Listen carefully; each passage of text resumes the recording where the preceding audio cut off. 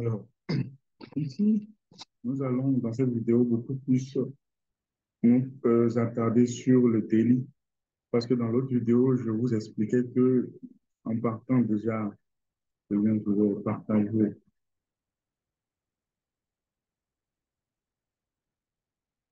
partager mon écran. Je vous expliquais donc dans la première vidéo que les zones weekly, comme je vais matérialiser là, d'accord, servent généralement de point de renversement. Donc ici, ça m'a permis de pouvoir saisir des opportunités dans les zones ici. Ici, pareillement, d'accord. Oui, il y avait des opportunités ici à saisir, puisque les opportunités, en fait, nous ne les saisissons pas en weekly. D'accord? Je vous ai dit qu'on a besoin de précision. Donc, on ne peut pas saisir les opportunités en weekly. C'est beaucoup contraignant de chercher la précision et de chercher une opportunité en weekly. Les confirmations en weekly vont prendre beaucoup plus de tips alors qu'on est sur le descente. Si tu n'as pas un capital de 10 000 $, tu n'as pas un capital de 100 000 $ non plus pour pouvoir te hasarder dans ce jeu. Donc, ici, d'accord, ce qui nous intéresse, c'est de chercher un point focal à partir, d'accord, weekly. Et c'est ce que nous essayons de répéter ici. Il est juste préciser que tout ce qui nous intéresse, je vais juste effacer ce que j'ai fait en aval ici, là, pour que vous puissiez me suivre exactement. Donc, tout ça là, je fasse, tout ça, je fasse, et puis voilà.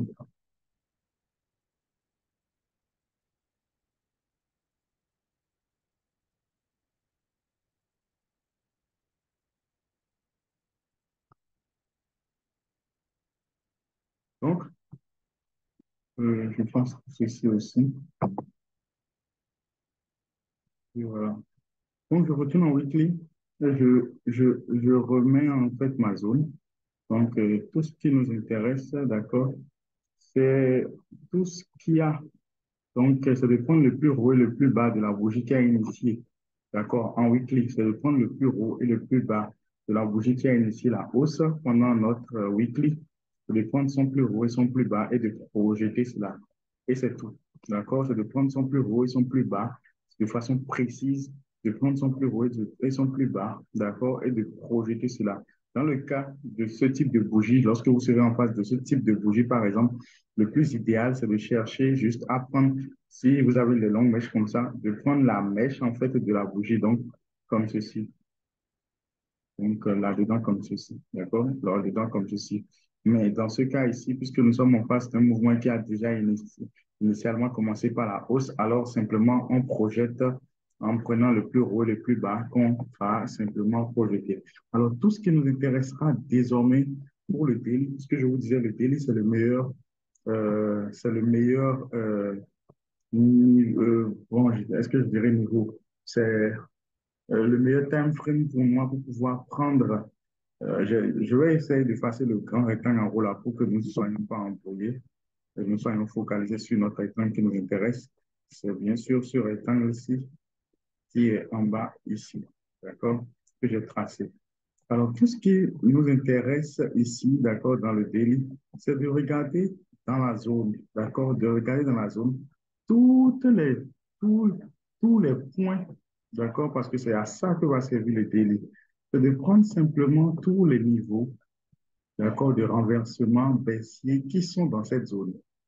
Donc,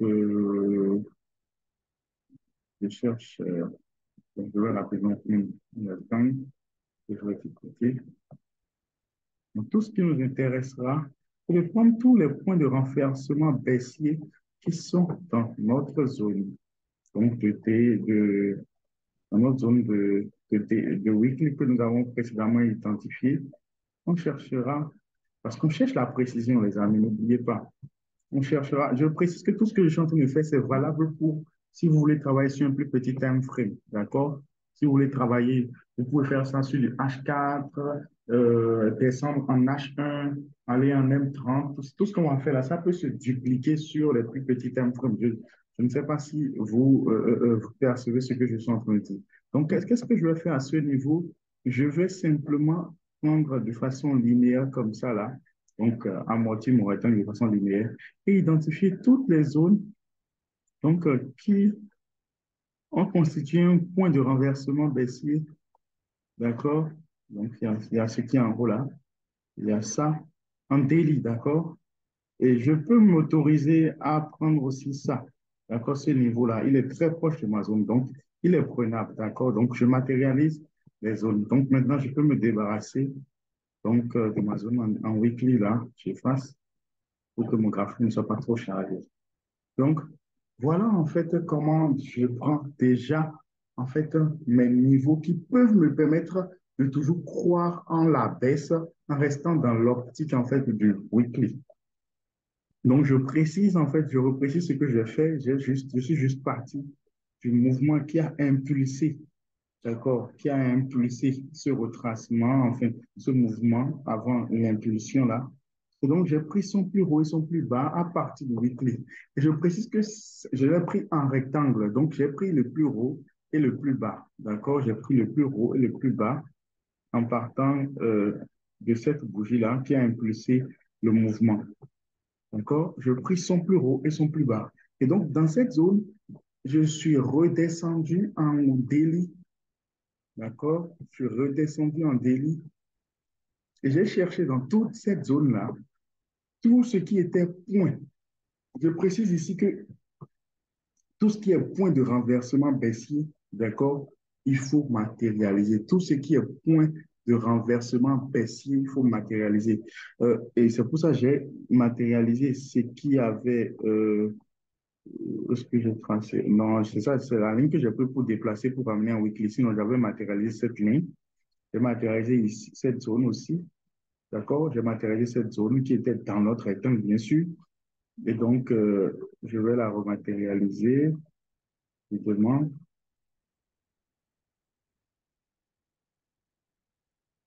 Donc, je l'ai pris de façon. Vous voyez que ici, je n'ai plus fait de rectangle. J'ai juste pris des lignes. Et je suis juste allé sur la pointe, en fait, sur les pointes, en fait, des mouvements. D'accord? Je suis juste allé sur la pointe des mouvements. Ici également, j'ai pris la pointe du mouvement. En bas, ici, j'ai pris la pointe du mouvement. J'ai pris la pointe de ce mouvement parce qu'il est déjà très proche, donc il n'y a pas de problème. Donc, j'ai pris la pointe de ce mouvement, la pointe de ce mouvement. Et donc, voilà, en fait, je repars sur le weekly pour que vous puissiez voir. Je reprends ma zone clairement. Donc, c'est le plus bas ici. Ils sont plus hauts là. Donc, voilà. C'est ça la zone du weekly. Et maintenant, là-dedans, je vais chercher simplement toutes les zones et je vais les matérialiser de façon linéaire avec de très petites lignes. Je n'ai plus besoin de gros rectangles là. Donc, si je peux les prendre par les corps, je les matérialise. Si je peux les prendre par les mèches, je les matérialise, d'accord? Et donc, j'ai pris juste des niveaux linéaires pour pouvoir matérialiser toutes les zones qui se retrouvent maintenant dans notre rectangle du weekly. Je précise et j'insiste sur le fait que ce mode de travail, en fait, d'accord, je l'ai expérimenté aussi sur les plus petits time frames, ça passe. Juste que moi, je ne suis pas très à l'aise à travailler sur les plus petits time frames parce que ça nécessite qu'on prenne beaucoup de positions. Quand je dis beaucoup de positions, je ne parle pas de nombre, mais il faut être en train de chercher beaucoup d'opportunités. Faut pas prendre ceci, tu vas rester là-dedans peut-être pendant une journée, demain tu seras obligé de chercher une autre opportunité, après demain une autre opportunité. Et ce n'est pas forcément moi le style de training que j'affectionne. Moi, je préfère prendre une, deux, trois saisir une opportunité, renforcer ça au milieu et donc pouvoir être capable de rester là-dessus pendant un mois, 2 mois, ça me donne la paix du cœur. Je me concentre sur autre chose, je me concentre sur mes formations, je me concentre sur mes autres activités, je me repose, je dors et je profite en fait, d'accord? Je vois qu'à d'autres occupations pendant que ma position va peut-être faire 3 mois, 4 mois, 5 mois, j'aurai l'occasion de me concentrer sur d'autres challenges en fait. Donc, être en train de traiter tous les jours, c'est pas forcément ce que j'apprécie. Donc, la méthodologie est bien valable, elle est bien valable sur les plus petits thèmes, mais à cause de ma façon d'être organisé, de m'organiser, je n'ai pas forcément envie d'être en train de chercher une opportunité tout le temps. Donc, voilà un peu donc, les zones que nous avons retenues. Donc, on peut se passer de notre rectangle du weekly, donc on s'en débarrasse. Si vous êtes sur, vous voulez faire le même travail sur, par exemple, H4, vous pouvez commencer en identifiant les mouvements de fond, d'accord, et les zones qui sont pour vous les références, en prenant le plus haut, le plus bas, en allant en H1 ensuite pour pouvoir délimiter vos zones. Et ensuite, on va descendre un peu plus pour continuer, d'accord, dans l'acte qui va constituer à peaufiner en fait notre entrée, parce que c'est de ça il s'agit. Il ne faut pas oublier que le principe ici, c'est de pouvoir trouver une très bonne entrée, la plus précise qui soit. Donc, je vais arrêter cette vidéo à ce niveau et je continue dans la prochaine.